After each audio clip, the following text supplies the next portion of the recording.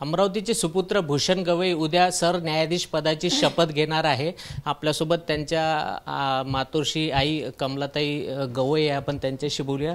ताई, काय सांगाल? आधी खूप खूप अभिनंदन। आणि उद्या सरन्यायाधीश पदाची शपथ भूषण गवई साहेब घेणार आहे।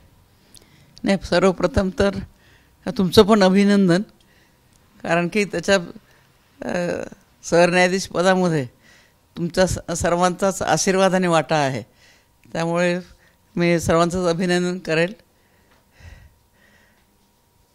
आणि ते उद्या शपथ घेता येते ते आनंद सगळ्यांसाठीच आनंदाची गोष्ट आहे आणि आमच्यासाठी तर समाधानाची गोष्ट आहे, कारण अगदी लहानपणापासून कठीण परिस्थितीमध्ये अनेक असे संकटावर मात करून तो वरच्या पदावर पोहोचला।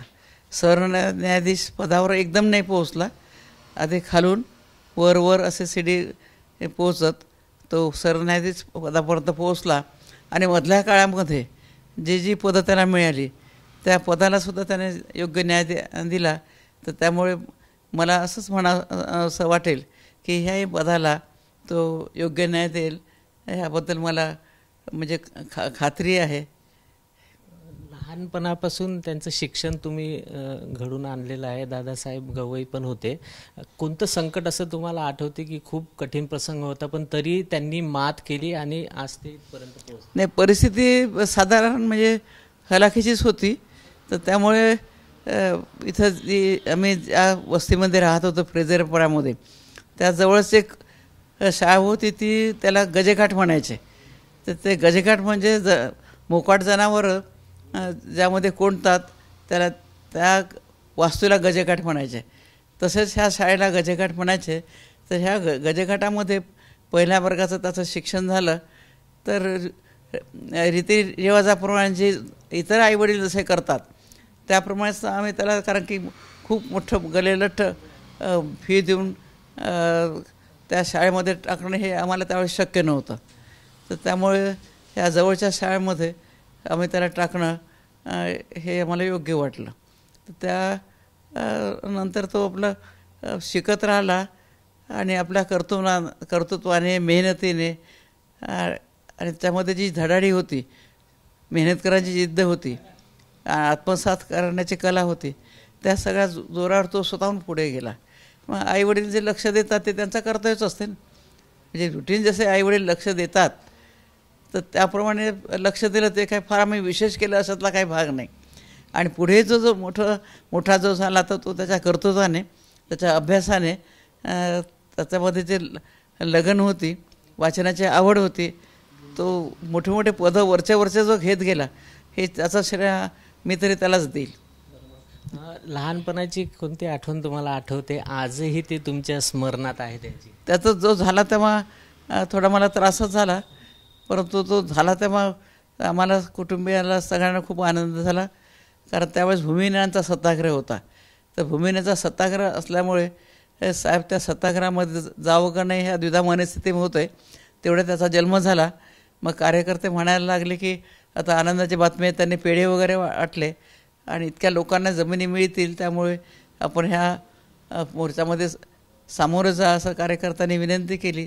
साहेब त्या मोर्चामध्ये गेले आणि याच्या जन्मापासूनच एक शकुन असा लाभला की गोरगरिबांच्या कल्याणासाठी ज्या गोष्टी साहेबांना करायच्या होत्या त्याची एक लहानशी झलक त्याच्या जन्माने दाखवून दिली। दादासाहेब आणि तुम्ही दोघांनी मिळून त्यांना घडवलेलं आहे। आज दादासाहेब नाही तर थोडी आठवण येत असेल? नाही, साहेबांनी जास्त घडवलं म्हटल्यापेक्षा हा जास्तीत जास्त साहेबांच्या सहवासात राहिला, कारण माझं कार्यक्षेत्र तर चार भिंतीच्या आतमध्ये होतं, साहेबांचं फार क्षेत्र होतं आणि हा म्हणजे कुठे पण साहेबांच्या सोबत राहत होता, जास्तीत जास्त राहत होता।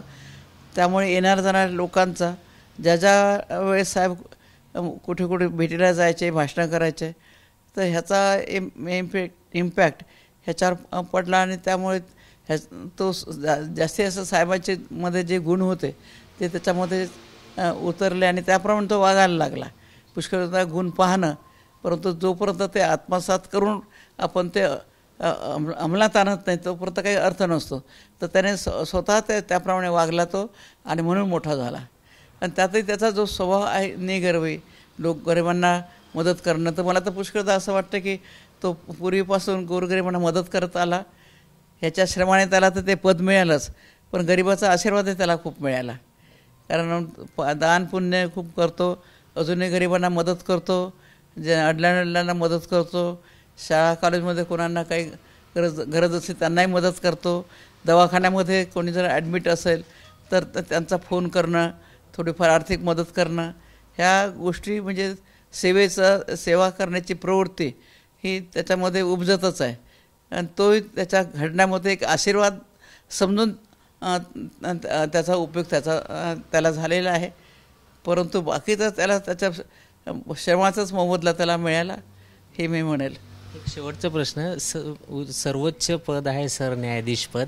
काय वाटते तुम्हाला भूषण गवई साहेब झाल्याच्या नंतर काय असं एखादं काम जे तुम्हाला असं वाटते की हे त्यांच्या कारकिर्दीमध्ये झालं पाहिजे?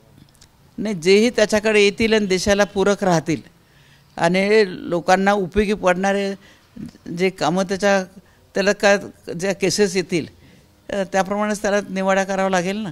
तर ज्या ज्या केसेस त्याच्या समोर येतील त्या केसेस लोकाभिमुख म्हणजे भगवान बुद्धाने सुद्धा लोकांवर कॉन्सन्ट्रेशन केलेलं आहे.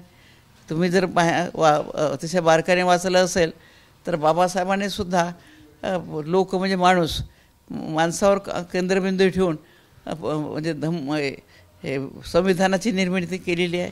तर त्या लोकाला अभिप्रेत धरून लोकाभिमुख होऊन तो न्यायनिवाडा देईल हे मला असं वाटण्यापेक्षा त्याबद्दल शंकाच घेता येत नाही. कारण ज्या आधी त्याने जे न्यायनिवाडा केलेला आहे तर माझ्यापेक्षा तुम्हाला लोकांना जास्त माहीत आहे. कारण पत्रकारितेने बरीच अशी पब्लिसिटी त्याच्या कार्याला दिलेली आहे.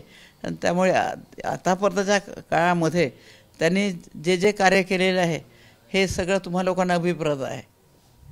खूप खूप शुभेच्छा तुम्हाला. तर ह्या होत्या सरन्यायाधीश जे उद्या शपथ घेणारे भूषण गवई यांच्या मातोश्री कमलाताई गवई. कॅमेरामॅन अमोल देशमुखसह प्रणय निर्बाण, एबीपी माझा, अमरावती. एबीपी माझा, उघडा डोळे बघा नीट.